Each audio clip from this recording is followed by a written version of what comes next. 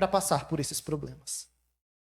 O evangelista Lucas aqui apresentou Jesus como um homem perfeito. E ele registrou com maior ênfase o ministério de Jesus de oração. A oração não era algo distante de Jesus. A oração não era algo que Jesus fazia quando dava.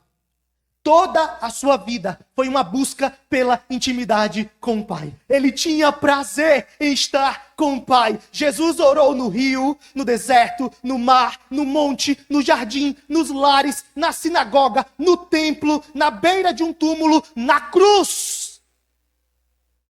Jesus estava sempre orando. Orou em momentos alegres, mas também orou em momentos de profunda tristeza. Orou ao iniciar seu ministério e orou ao terminar a sua obra redentora na cruz. Orou enquanto viveu aqui na terra. E agora no céu, a Bíblia diz que ele intercede por nós. Jesus orava ao nascer do dia, ao cair da tarde, durante a noite. Meus irmãos, a transfiguração não veio por conta do barulho. A transfiguração não veio por causa de barulho. A transfiguração não veio por causa do emocional. Por mexer com o seu emocional. A transfiguração veio através da oração. Foi no silêncio. Foi na comunhão que o céu se rasgou e brilhou. Tem muita gente querendo ver o céu rasgar no barulho, na agitação. Quanto mais barulhenta a igreja é, quanto mais emocionado eu ficar no culto, mais poder de Deus. Quem disse isso? Jesus chama 2 discípulos, 3 discípulos, sobe ao monte, busca a Deus. Ele diz assim: 6 dias depois tomou Jesus consigo a Pedro e aos irmãos Tiago e João e os levou em particular. Para quê? Orar. Aí Jesus subiu ao monte da transfiguração e a Bíblia diz que foi com o propósito de orar. Jesus subiu ao monte com o propósito de orar. A transfiguração, irmãos, é resultado da oração. Quando eu leio no evangelista Lucas, porque aqui eu estou usando Mateus, Marcos e Lucas, ok? E quando eu leio em Lucas, eu leio o seguinte no verso 29, capítulo 9. E aconteceu que enquanto ele orava, a aparência do seu rosto se transfigurou e suas vestes resplandeceram de brancura. A oração traz a glória do céu, irmãos. A oração nos envolve em um clima celestial. Pela oração penetramos além do véu, no Santo dos Santos, na sala do trono, onde a glória de Deus resplandece. A oração é uma via de mão dupla, onde nos deleitamos em Deus e Deus tem prazer em nós. E a palavra oração aparece mais vezes em Lucas do que em qualquer outro evangelho. Sabe por quê? Porque Jesus não apenas fazia milagres, ele vivia na presença de Deus. Jesus não apenas buscava intimidade com o Pai, mas o Pai tinha prazer em seu Filho. O Evangelho de Mateus, capítulo 17, versículo 5, diz: e eis que, vindo da nuvem, uma voz que dizia: este é o meu Filho amado, em quem me comprazo. Qual é o pai que não se alegra em ter intimidade com seu filho? Qual é o pai que não se alegra em ver seu filho, procurá-lo para conversar, para agradecer, para desabafar, para pedir? Agora, é muito triste quando a relação do pai e do filho é apenas de pedir, não é? Porque parece que o filho é interesseiro, não é assim? Se o filho só te procura para pedir. Deus não quer um filho que só peça. Deus quer um filho que procure ter intimidade com Ele. Que agradeça. Que confesse. Que desabafe. E também peça. A essência da oração é a comunhão, irmãos. A comunhão com Deus. O maior anseio de quem ora não são as bênçãos de Deus, mas é o próprio Deus.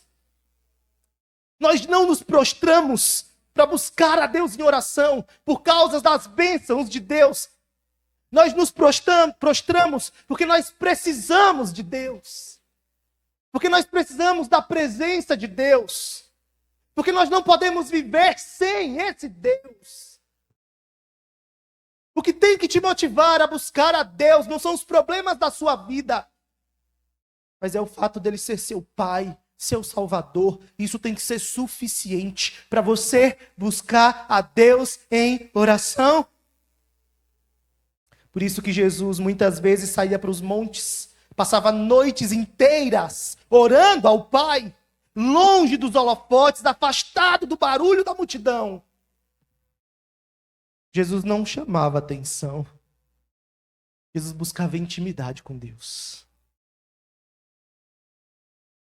É interessante aqui que o texto diz que o rosto de Jesus transfigurou-se. Enquanto ele orava, a aparência do seu rosto se transfigurou. O evangelho de Mateus diz: e foi transfigurado diante deles. O seu rosto resplandecia como o sol. Quer ser iluminado? Quer receber a luz do céu? Coração. É oração, irmãos. Eu quero ser iluminado só com oração. Eu quero resplandecer a luz do Senhor. Ore, ore, ore.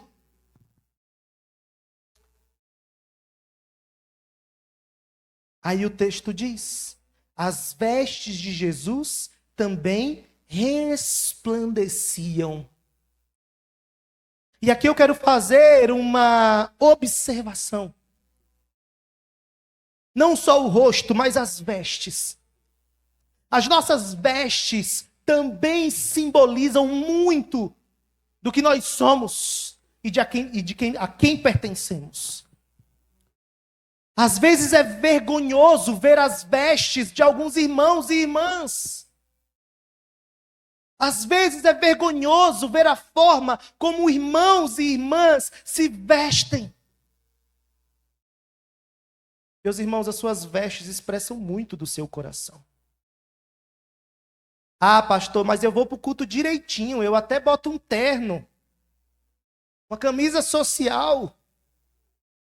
Mas vai lá no Instagram. Tem irmãos que se aproveitam, por exemplo, da época em que as mulheres estão grávidas. Eu já vi isso. Porque tem aquelas fotos, né? Da grávida. E não sei se os irmãos estão sabendo, o Wagner vai ter um filho. Podia falar? Já falei. Jesus. Ele não me falou se não podia. Agora já era. Depois dá os parabéns para ele e ore para que a gestação seja uma bênção. Wagner, da próxima vez tem que me falar, pastor, é secreto. Fala para Cléo que a culpa é minha. Descobriu essa semana e me contou hoje. E eu estou contando para você, de primeira mão.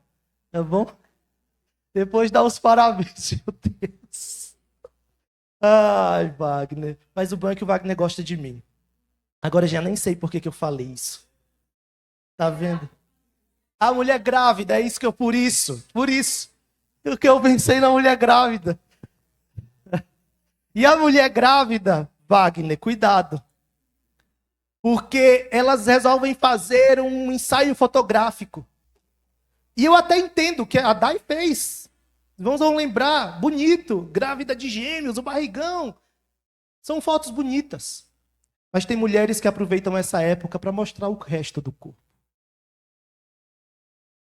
Irmãos, como é triste ver como às vezes as pessoas aproveitam oportunidades para colocar o seu coração para fora. Cuide das suas vestes, porque as suas vestes mostram quem você é. Suas vestes expressam quem você é. Mostram o seu coração. Ó, e depois, vocês podem ler aqui no meu sermão, está escrito assim, ó, fotos no Instagram, mulheres grávidas. Não sei o que foi o bônus. Mas voltando para o texto, a glória não desceu por acaso, irmãos. Ela veio por causa da oração. E sabe qual era o motivo dessa transfiguração e deste momento de oração na presença de Deus?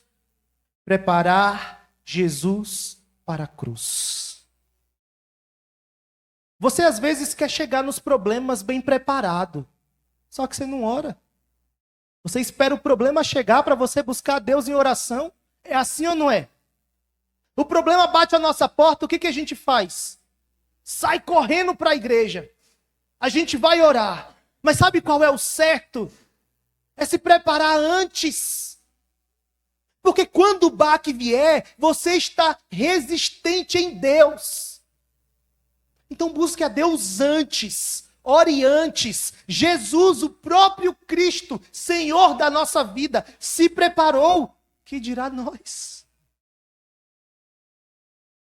Na hora da provação, Pedro fugiu, não foi?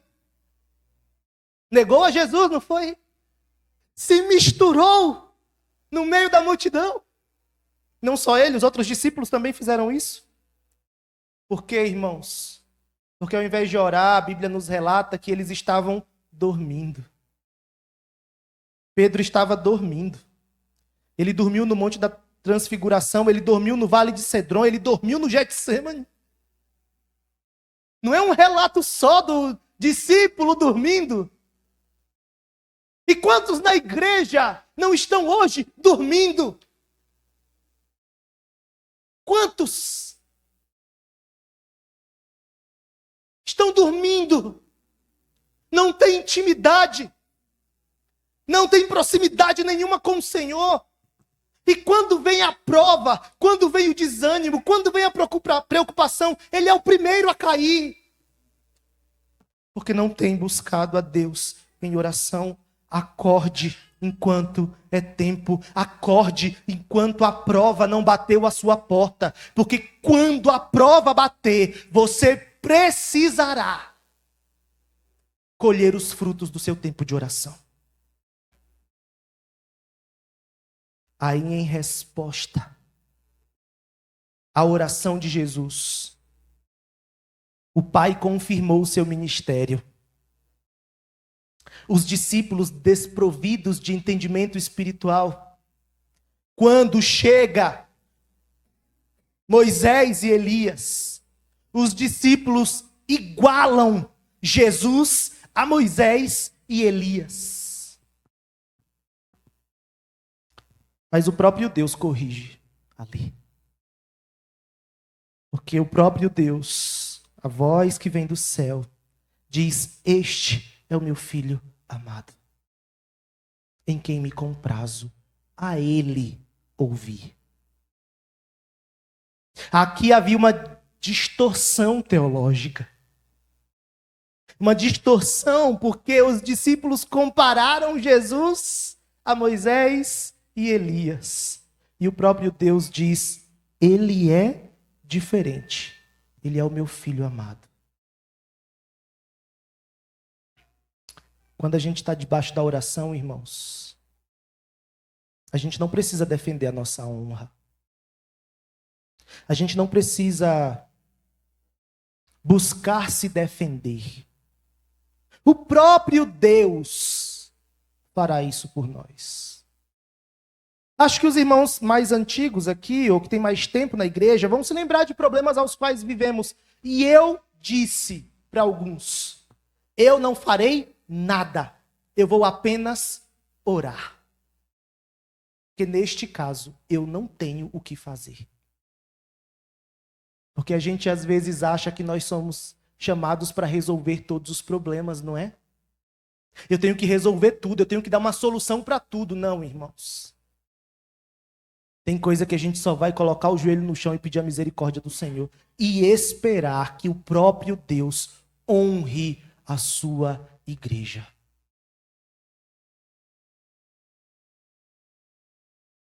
Jesus não tocou trombeta para defender seu ministério, para proclamar suas glórias ou as suas experiências.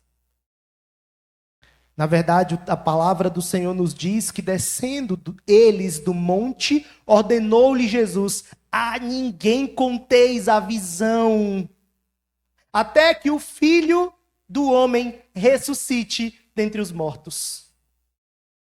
Espiritualidade que faz propaganda, espiritualidade que precisa sapatear, dançar, pular, para mostrar que é poderoso. Irmãos, eu vejo Jesus fazendo totalmente diferente. Pregadores que precisam ficar contando 10.000 histórias de como ele foi usado pelo poder de Deus. Pregadores que precisam ficar fazendo coisas na frente da igreja para que as pessoas reconheçam ele como poderoso diante de Deus, não estão compatíveis com a Bíblia. Porque o próprio Cristo, diante das suas experiências, diante dos milagres, diante das suas ações, ele não mostrava quem ele era. Ele não aparecia. Muito pelo contrário. Jesus teve sempre humildade. Porque quem ora é humilde. Pois bem, nós vamos ao segundo ponto da espiritualidade de Jesus. E o segundo é a obediência ao Pai. Alinhamento com o propósito. Obediência ao Pai. Alinhamento com o propósito de Deus para ele. Verdadeira espiritualidade tem a ver com obediência. Oração, obediência. Agora me diga uma coisa. Se você soubesse que obedecer a Deus te levaria à cruz, ainda assim você obedeceria? Se você soubesse que obedecer a Deus te faria perder o teu emprego, ainda assim você obedeceria? Se você soubesse que obedecer a Deus seria contrariar sua esposa ou seu marido, você ainda assim obedeceria? Muitas vezes nós estamos dispostos a obedecer enquanto não há prejuízos. Mas Jesus obedeceu até o fim. Porque ele foi verdadeiramente espiritual. Na economia da redenção, ele se dispôs a abrir mão de sua glória, tornar-se homem, sujeitando-se aos desígnios soberanos do Pai. Ele se ofereceu para vir ao mundo, dar a sua vida em resgate daqueles a quem o Pai escolhera antes da fundação do mundo. Jesus veio ao mundo para morrer. A cruz foi o alvo que esteve sempre diante dos seus olhos. E nada tirou Jesus deste propósito, porque ele obedecia. Porque ele tinha alinhamento com o propósito de Deus para ele. A cruz para ele não foi um acidente. A cruz para Jesus não foi uma surpresa. A cruz para Jesus fazia parte do seu propósito. Ele diz: a minha vida ninguém a tira de mim. Pelo contrário, eu espontaneamente a dou. Jesus foi para a cruz a fim de cumprir um propósito eterno do Pai. Jesus morreu porque o Pai o entregou por amor. Jesus não poupou, Deus não poupou o seu próprio Filho. Antes, por nós, o entregou. Cristo morreu por nós, irmãos, sendo nós ainda pecadores. Portanto, Jesus não foi para a cruz por acaso. Jesus obedeceu ao propósito do Pai. Moisés e Elias, no Monte da Transfiguração, representavam a lei e os profetas. Apareceram no Monte da Transfiguração, conversando com Jesus, mas qual era o assunto? Qual era o assunto? A cruz. O assunto tratado no Monte da Transfiguração foi a cruz. E a palavra usada no texto é êxodos. Você lembra de alguma coisa? O êxodo foi a libertação do povo de Israel do cativeiro egípcio. Com o seu êxodo, Jesus nos libertou do cativeiro do pecado. Sua morte nos trouxe a vida. Pelas suas pisaduras, fomos sarados. O êxodo de Jesus para Jerusalém, para o Calvário, para a cruz, foi o tema da reunião na Transfiguração. Da mesma maneira que Moisés conduziu o povo para fora do Egito, Jesus conduziu a humanidade para fora da escravidão do pecado.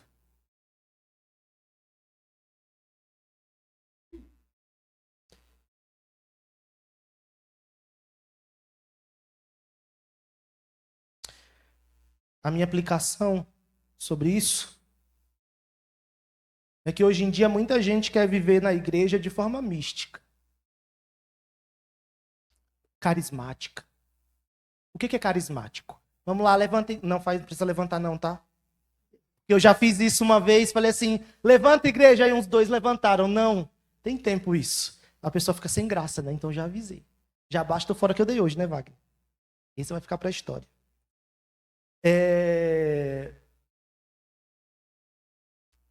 Carismático seria o seguinte: a gente passar aqui, ó, um tempão cantando, todo mundo feliz, eu tentando motivar você o tempo inteiro, levanta igreja, vai, pula, saltita, vamos lá, ministro de pulo, alegria, brilho, luz, carisma. As pessoas querem isso hoje em dia, irmãos. Místico. Tem uma igreja mística. Vamos expulsar demônio. Vamos fazer curas, milagres o tempo inteiro e viver disso. Vamos trazer aqui alguém com cadeira de rodas, eu vou orar. E essa pessoa vai levantar e vai sair andando em nome de Jesus. Misticismo. Eu preciso alimentar as pessoas com misticismo. Mas elas não têm obediência. Porque elas não conhecem nem a Bíblia. Jesus não está atrás à procura de uma igreja carismática, mística. Jesus quer um povo obediente. Isso, fecha aí, querido. Obrigado, Nailton.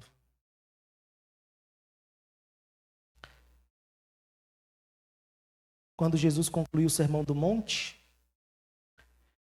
Jesus alertou para o perigo de uma religiosidade fervorosa, mas sem obediência.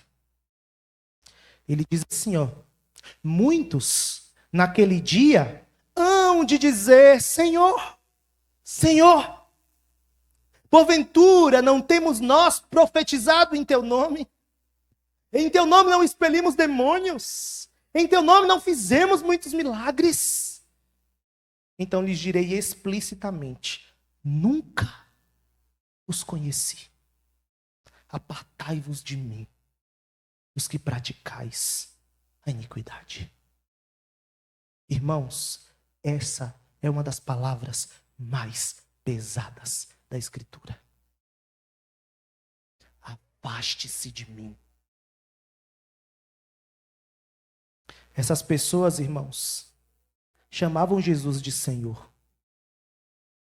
Essas pessoas eram fervorosas. Senhor! Senhor! Quantos não estão aí fora fervorosos?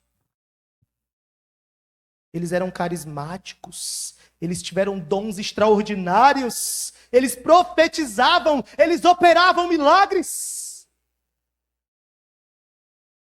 Eles eram exorcistas. Expeliam demônio. Tem gente que não quer nem perto saber disso. E nós expelimos, Senhor. Faziam tudo em nome de Jesus. Mas a palavra do Senhor diz que eles praticavam a iniquidade. Por isso, não eram conhecidas pelo Senhor e precisavam apartar-se para sempre da sua presença. Irmãos, eu gostaria muito de pregar aqui e dizer para você que o carismático é o legal. Eu gostaria muito de dizer para você que quanto mais Senhor, Senhor, quanto mais pulo, quanto mais animação tiver na igreja, mais crentes e melhores nós estamos. Mas a verdade, irmãos, é que obedecer a Deus é desafio diário. Não é saltitando e gritando. Não é assim. Não é no carisma. Não é sendo poderoso do exorcismo. Não é sendo o mais fervoroso da igreja. Você pode ser o mais fervoroso aqui dentro. Você pode estar dentro da igreja sendo o que chama mais atenção. E ainda assim, não obedecer a Deus. E não ser conhecido por Deus. Quantas são as pessoas que na frente da igreja são fervorosas, mas não leem a Bíblia, não oram. Irmãos, não adianta conhecer, é preciso obedecer. E por fim, esse eu quero me ater menos. Pode passar lá, por favor? A espiritualidade de Jesus é marcada por poder. E eu disse que eu quero me ater menos porque isso aqui, não precisa, pode baixar aí, pode voltar lá. Isso, mostra tudo, obrigado. Porque assim você vê o mal ali do lado. A espiritualidade de Jesus é marcada por poder. Isso aqui é consequência dos outros. Por isso que eu não quero me ater tanto, mas eu preciso falar. Depois que você tem oração e obediência, o resultado é autoridade contra o mal. É esse o resultado. Como é que você vai ter autoridade contra o mal? Oração e obediência. Que vai te dar poder, completando a sua espiritualidade. O ministério de Jesus foi marcado por poder, não foi? Muito poder. O que acontece depois que eles descem da transfiguração? Por que eu estou falando disso? Porque eles estavam lá no monte. No monte, o céu desceu. No monte, o céu desceu. Jesus resplandeceu. Mas quando eles descem, a partir do versículo 14, o que você tem? Um menino possesso. Um jovem possesso. Lá em cima, o céu desce. Quando eles saem do monte, caos, Satanás e problemas. É assim a vida, não é? Fala a verdade. Já foi para o joelho no chão? Já foi para a oração no quarto? Só você e Deus? E aquela paz? Aquele momento de alegria na presença de Deus? Satisfação na presença de Deus? E aí você bota o pé fora e seus filhos começam a brigar. E seu marido reclama de alguma coisa. Caos. Tem dia que eu estou dentro do carro e vou orando a Deus. Às vezes nos trajetos que eu faço durante a semana. E aquele sossego, aí eu boto o pé dentro de casa e ouço um grito do William brigando com o Caleb. E falo, Deus, misericórdia. A vida é assim, irmãos. Nós nos buscamos a Deus em oração para enfrentar os dias difíceis.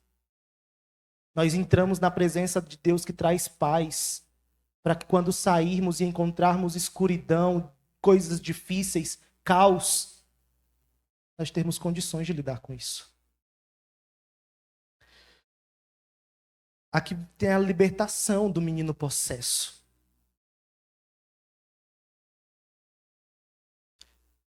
Jesus disse à casta de demônios que estava no menino: sai e nunca mais tornes a ele. Poder, autoridade. O poder de Jesus é absoluto. Mas antes de falar sobre o menino, guarda aí, nós temos outra experiência nos evangelhos, que mostra que mesmo o poder mais violento e destruidor do inferno está sob a autoridade de Jesus. A palavra do Senhor diz que era noite, e os discípulos tinham acabado de passar por uma tempestade no mar da Galileia. E eles pararam em Gadara, região cheia de desfiladeiros, diz a Bíblia. O local era sombrio, à beira de um cemitério. Olha que cena terrível. Cemitério, lugar sombrio, desfiladeiro, a cena era horrível. De repente apareceu um homem louco, desvairado, nu, sangrando, ferindo-se com pedras, com um semblante desfigurado, tomado de fúria. Já viu alguém possesso? Eu já. É uma das piores coisas da vida. E é exatamente isso aqui. Rosto transfigurado. A pessoa tenta se ferir, nu, sangrando, tenta se rasgar, desvairado, louco. A cena era pavorosa. E a Bíblia diz que ninguém ousava passar por aquele caminho. Sabe por quê? Aquele homem tinha dentro de si uma legião de demônios. Nem com cadeias ele podia ser detido. A família já tinha desistido dele. Ele andava de dia e de noite, gritando entre os sepulcros, diz a Bíblia. Jesus vai à terra de Gadara e ele vai apenas para libertar este pobre homem do inferno. O homem nu, ferido, em torno de túmulos, mas Jesus cruzou o mar só por ele. E a gente gosta de multidões, não é? Quanto mais gente, melhor. Mas ao ver Jesus, o possesso prostrou-se aos seus pés, diz a Bíblia. Tremendo de medo. Os demônios sentiram-se acuados e atormentados na presença de Jesus. Aí um fato bem esquisito acontece na narrativa bíblica. Os demônios pedem para Jesus não mandá-los para fora do país, mas para uma manada de 2.000 porcos que pastavam nos arredores. E Jesus atendeu ao pedido dos demônios. Por que Jesus atendeu o pedido dos demônios? Por 3 coisas. Primeiro, para mostrar o terrível poder destruidor que estava dentro daquele homem. Aquele homem louco tinha dentro de si uma legião de demônios, diz a Bíblia. Legião era um grupo de soldados romanos compostos de 6.000 homens. A gente fala de legião e a gente não sabe, né, quantos demônios são. 6.000. 6.000 demônios dentro de uma pessoa, diz a Bíblia. Havia uma corja infernal composta de 6.000 demônios instalada dentro daquele homem. E sua vida se tornou um inferno. Sabe por quê? Porque onde Satanás entra, há destruição.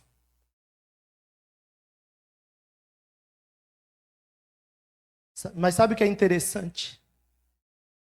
Que nem 6.000 demônios impediram Jesus de salvar aquele homem. Nem 6.000.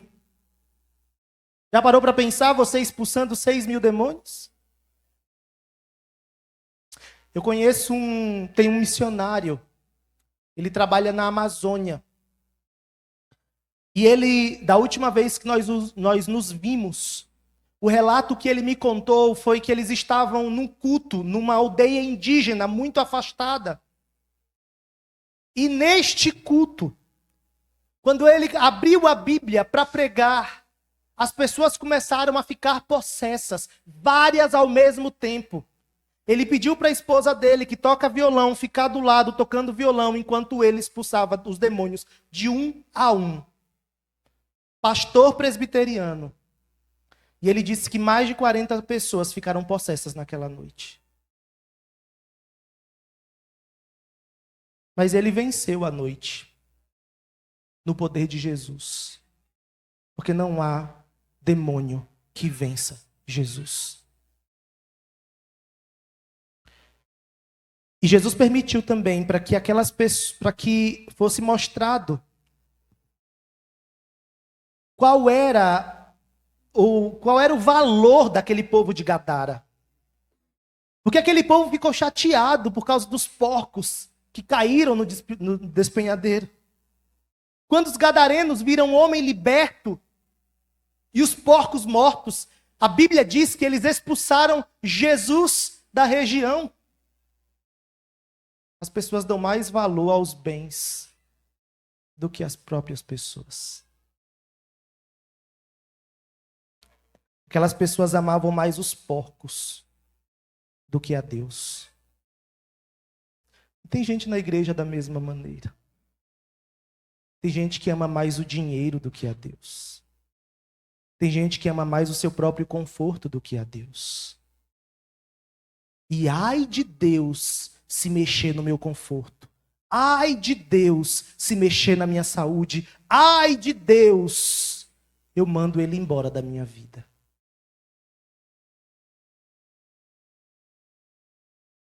Para Jesus não há caso irrecuperável, irmãos. Não há causa perdida. E agora eu já vou finalizar. Volta para o texto. E volta para o menino. Para o jovem possesso. A palavra do Senhor, depois do Monte da Transfiguração, fala desse jovem. Sabe o que é interessante? O texto fala que os discípulos não puderam curá-lo. Versículo 16.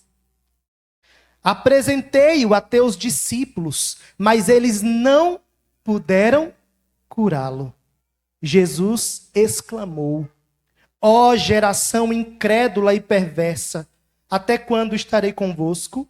Até quando vos sofrerei? Trazei-me aqui o menino. E Jesus repreendeu o demônio, e este saiu do menino, e desde aquela hora ficou o menino curado. Jesus havia se preparado, irmãos. Jesus tinha intimidade com Deus. Mas e esses discípulos? Eles estavam frustrados, porque eles não tinham o poder de Deus ali. E Jesus, com uma palavra apenas, expulsou os demônios daquele jovem.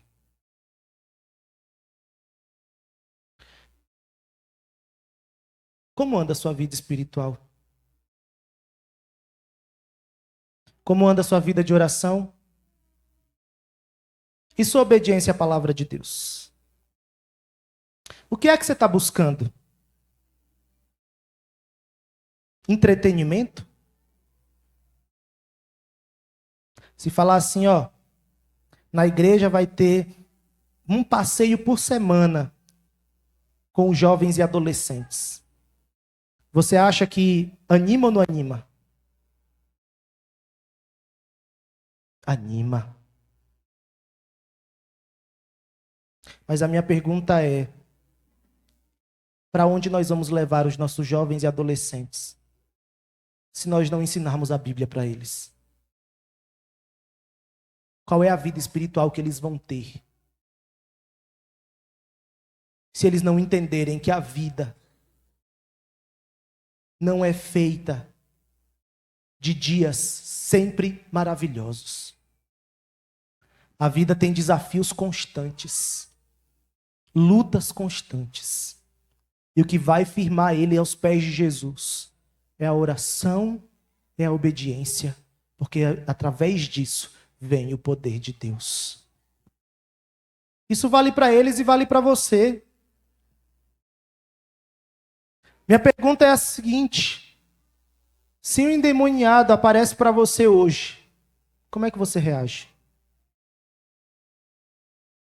Você tem o poder de Deus?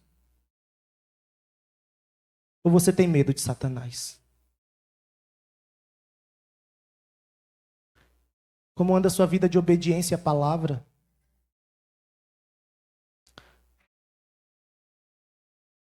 As pessoas querem entretenimento, irmãos. As pessoas querem festa o tempo inteiro. Só que a vida não é isso. Eu conheço pessoas de igreja que não sabem abrir a Bíblia. Vão para a igreja e só sabem pular e cantar. E eu não sou contra cantar. Mas como é que ele vai obedecer algo que ele nem conhece? Oração, intimidade, obediência, alinhamento de propósito, poder, autoridade contra o mal. Cristo, o centro da verdadeira espiritualidade. Eu quero fazer algumas perguntas para finalizar. Você está agarrado ao sono ou à oração? Você chega do trabalho terça-feira, você chega a tempo de vir para a reunião de oração e prefere ficar em casa porque está com sono. Porque está cansado. Eu garanto a você que quando os problemas vierem, você não vai ter força para vencê-los. Porque a gente não ora enquanto vive o problema só. A gente ora antes do problema chegar. Como anda a sua vida de obediência à palavra de Deus? Irmãos, a coisa mais comum hoje em dia são as pessoas quererem fazer o que elas querem. E as consequências são drásticas. Que você pode colher em 1 ano, 2 anos, 10 anos. Mas ela sempre vem. A ausência de obediência nos leva ao juízo de Deus. E você tem autoridade para ajudar os aflitos? Você tem autoridade no poder de Deus para ajudar aqueles que sofrem hoje? Porque na sua casa tem gente que sofre. Na sua família tem gente sofrendo debaixo do poder de Satanás. E a minha pergunta é, você tem condições de lidar com isso? Você está tão fraco espiritualmente que você não consegue lidar com a aflição que está próxima a você.